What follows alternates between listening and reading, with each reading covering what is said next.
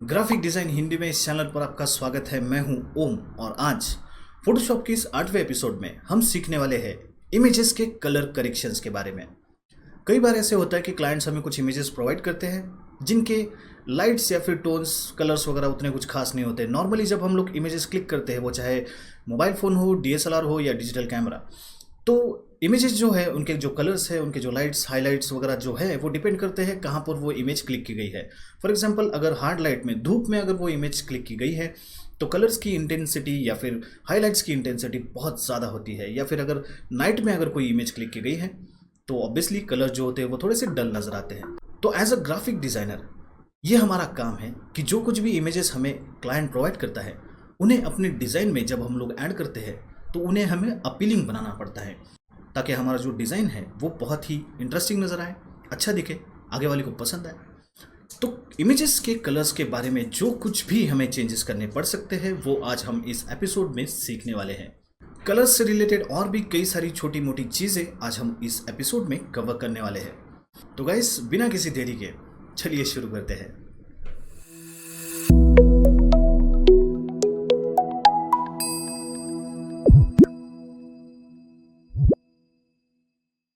दोस्तों, जो कोई भी इमेज हम देखते हैं वो बनी होती है कुछ ग्रे स्केल इमेजेस के कॉम्बिनेशंस से, जिन्हें चैनल्स कहा जाता है। विंडो में जाकर जब आप चैनल पैनल सामने लाते हैं तो आपको इस तरह से वो नज़र आते हैं। यहाँ पर देखिए 3 चैनल्स है, रेड, ग्रीन और ब्लू। इसका मतलब है ब्लू कलर इस ग्रे स्केल इमेज में उतनी मात्रा में मौजूद है, उसी तरह ग्रीन और रेड भी मौजूद है। मेरे कलर थियरी की वीडियो में मैंने बताया था कि प्राइमरी कलर से ही सारे कलर्स बनते हैं। तो ये 3 कलर एक दूसरे के साथ कंबाइन होते हैं और हमें एक आरजीबी इमेज नज़र आती है। रेड में जब हम ग्रीन मिक्स करते हैं तो हमें नज़र आता है येलो कलर, और अगर ग्रीन में ब्लू मिक्स करते हैं तो हमें नज़र आता है सियान कलर, और ब्लू में जब रेड मिक्स होता है तो हमें मिलता है मैजेंटा। तो इसी तरह से प्राइमरी कलर्स बाकी सारे कलर्स को प्रोड्यूस करते हैं, और ये तीनों कलर्स जब एक दूसरे पर ओवरलैप होते हैं तो हमें वाइट कलर नज़र आता है। तो यहाँ पर वही हो रहा है, ये तीनों कलर्स पॉसिबल कर रहे हैं इस इमेज को कलरफुल दिखाने में। ये 3 ग्रे स्केल इमेजेस लुमिनेंस के अलग अलग लेवल से बनी हुई होती है। अब ये लुमिनेंस क्या होता है तो देखिए, लुमिनेंस लाइट की इंटेंसिटी है। जब लुमिनेंस 0 होता है तो हमें इमेज जो है वो पूरी तरह से ब्लैक नज़र आती है, लेकिन जैसे जैसे लुमिनेंस या फिर लाइट की इंटेंसिटी बढ़ते जाती है, ऑब्वियसली इमेज जो है वो लाइट होते जाती है। सो 0 से लेकर 255 तक इस तरह से लुमिनेंस जो है, लाइट की इंटेंसिटी जो है वो वर्क करती है। यहाँ से यहाँ तक हम लोग शेडोज़ कंसिडर करते हैं, यहाँ से यहाँ तक हम लोग मिड टोन्स कंसिडर करते हैं, और यहाँ से यहाँ तक हम लोग हाइलाइट्स कंसिडर करते हैं।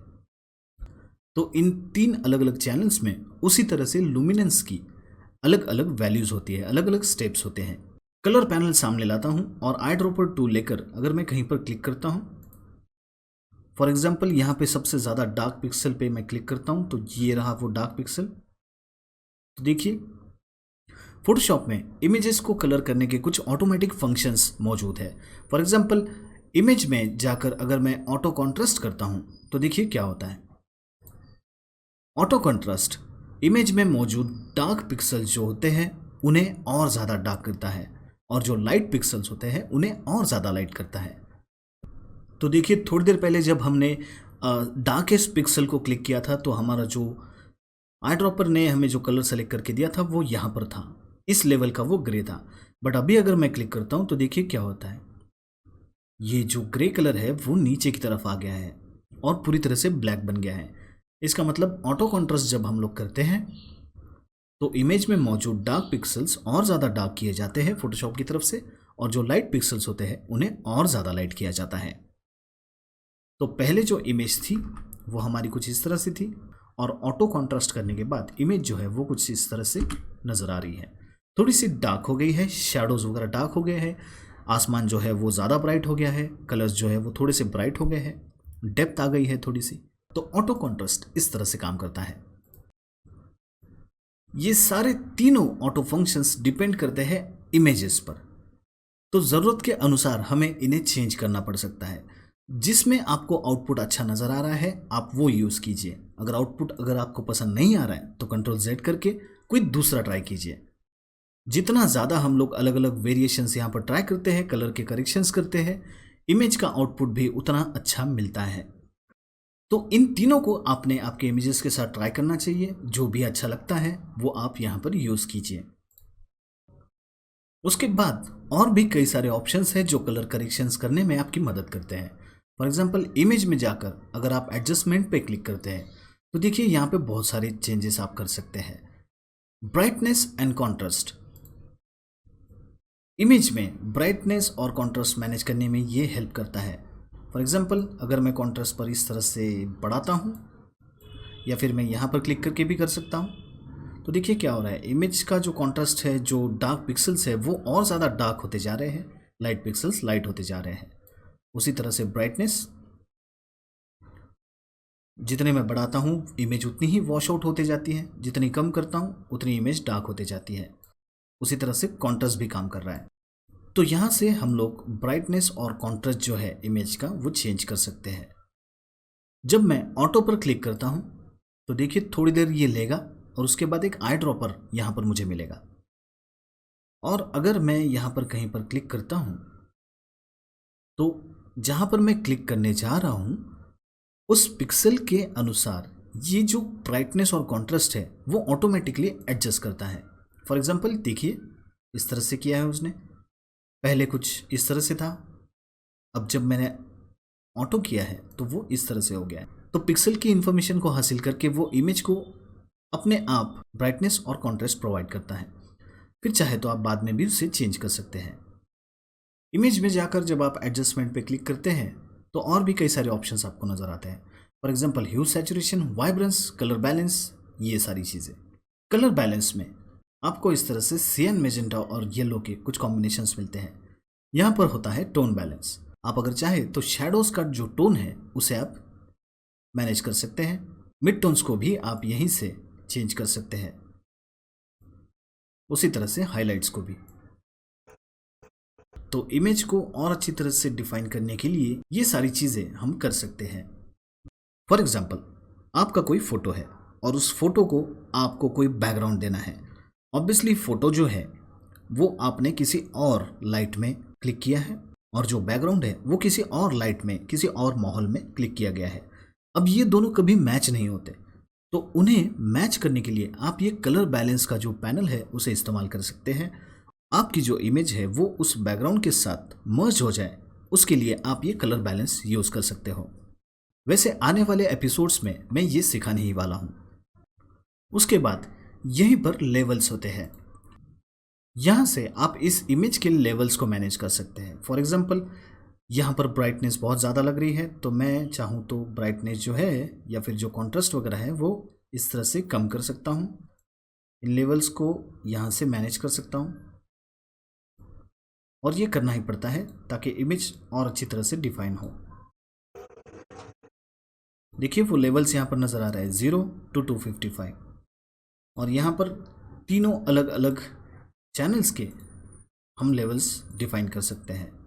तो अगर मैं ब्लू पर क्लिक करके इस तरह से मैनेज करता हूँ तो देखिए क्या हो रहा है, हमारे चैनल्स में जो ब्लू कलर था उसमें चेंजेस हो रहे हैं।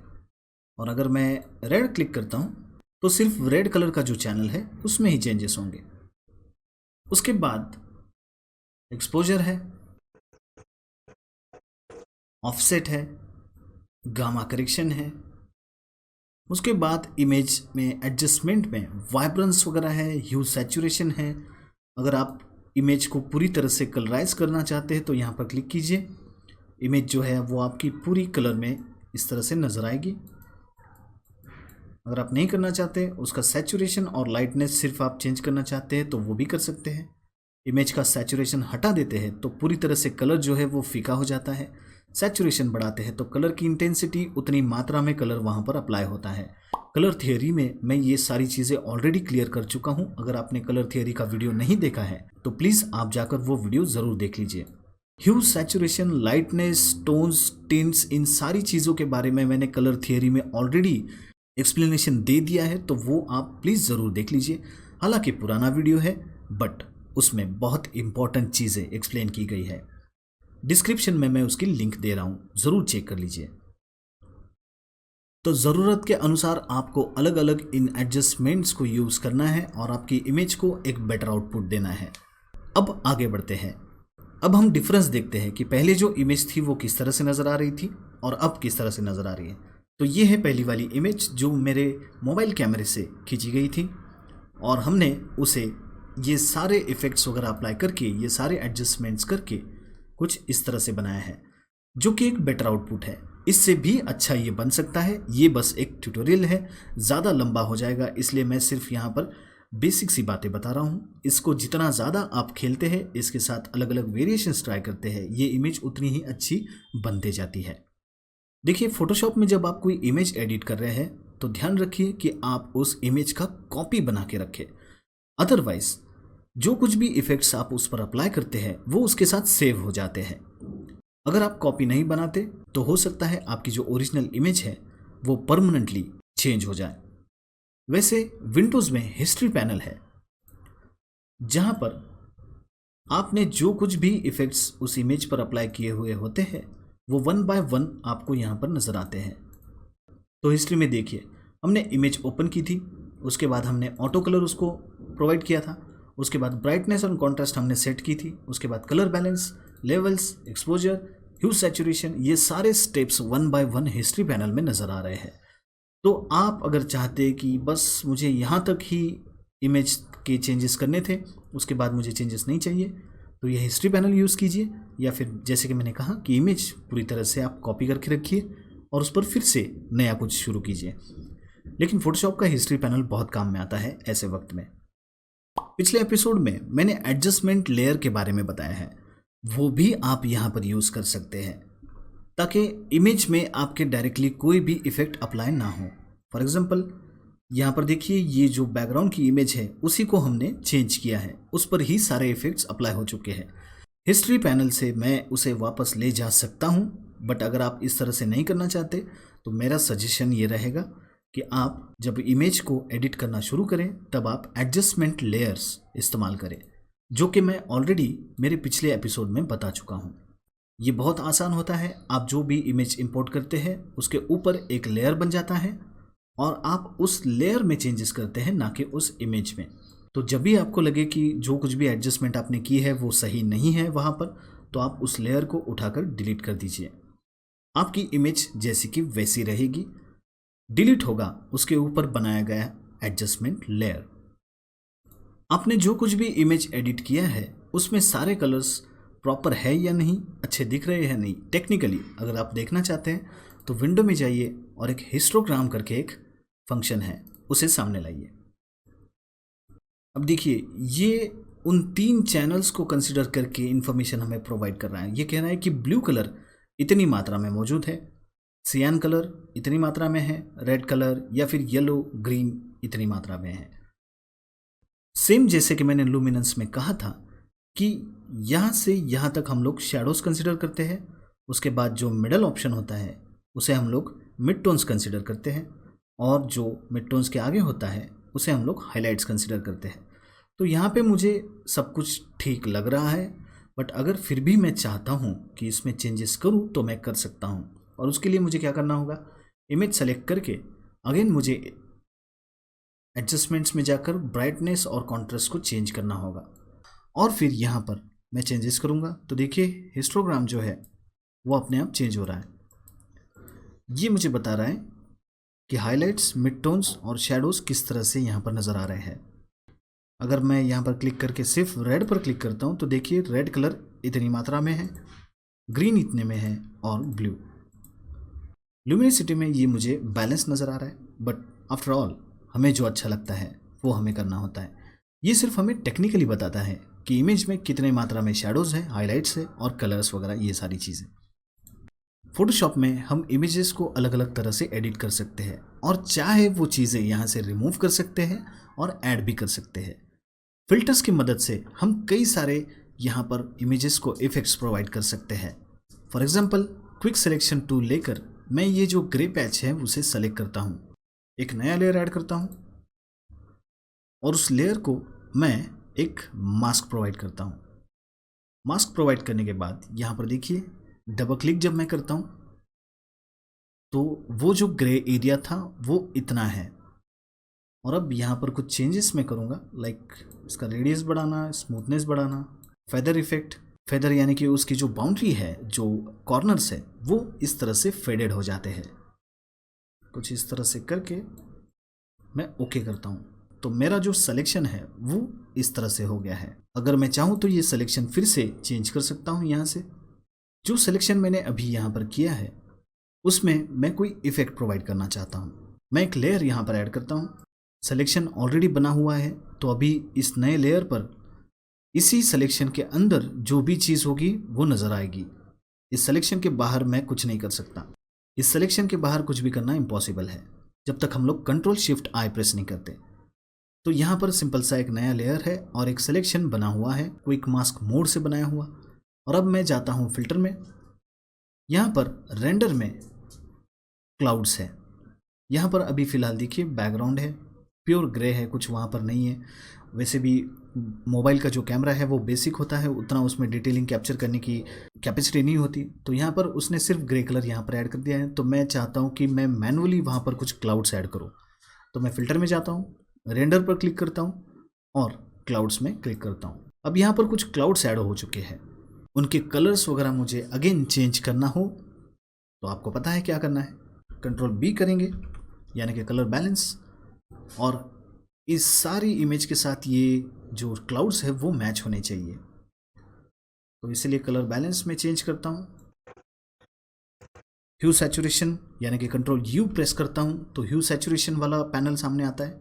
ह्यू सैचुरेशन यूज़ करके मैं थोड़ा सा सैचुरेशन कम कर रहा हूँ ताकि थोड़ा और नेचुरल लगे। ऐसे ना लगे कि मैंने वो इमेज वहाँ पर ऐड की है। क्लाउड जो है वो मैनुअली मैंने ऐड किया है, ये मैं वहाँ पर दिखाना नहीं चाहता।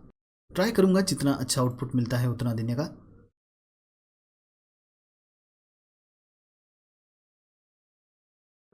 फिलहाल ये ठीक लग रहा है। जितनी ज़्यादा देर हम लोग देते हैं किसी इमेज को एडिट करने में वो इमेज उतनी ही अच्छी बनते जाती है। अगर आपको कुछ चीज़ें ब्लर करनी है तो वो भी आप कर सकते हैं। सिंपली आप ब्लर टूल यूज़ कर सकते हैं और जो इमेज और जहाँ पर आपको ब्लर करना है वो ब्लर कर सकते हैं।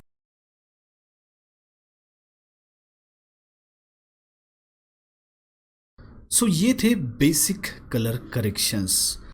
तो अब इन इमेजेस को सेव किस तरह से करना है तो देखिए, कंट्रोल एस जब आप करते हैं, PSD, ये .PSD जो है ये एक्सटेंशन है फोटोशॉप का, फोटोशॉप डॉक्यूमेंट PSD। तो ये PSD सेव होती है। मैं यहाँ पर सेव करता हूँ हट, PSD सेव हो चुकी है। अब मुझे इस इमेज को एज अ JPEG सेव करना है तो मैं कंट्रोल शिफ्ट S यानी कि सेव एज क्लिक करूँगा। यहाँ पर जाकर डिफाइन करूँगा कि मुझे किस फॉर्मेट में उस इमेज को सेव करना है। मैं चाहे तो PNG कर सकता हूँ, GIF कर सकता हूँ, TIFF, बहुत सारी चीज़ें हैं। तो अब मैं यहाँ पर JPG करता हूँ और हट नाम के JPG से मैं सेव कर देता हूँ। ये मुझे पूछता है कि क्वालिटी कितनी चाहिए उस इमेज की, तो मैं ज़्यादा हाई रखता हूँ, लार्ज फाइल। और ये सारी जो बेसिक चीज़ें हैं वो वैसे की वैसे ही रहने देता हूँ, ये बाय डिफ़ॉल्ट होते हैं, और ओके कर देता हूँ। अगर आपको इस इमेज की क्वालिटी लो करनी है तभी आप यहाँ पर क्वालिटी लो कीजिए, अदरवाइज़ ओके कर दीजिए। देखिए डबल क्लिक करता हूँ तो ये इस तरह से नज़र आती है।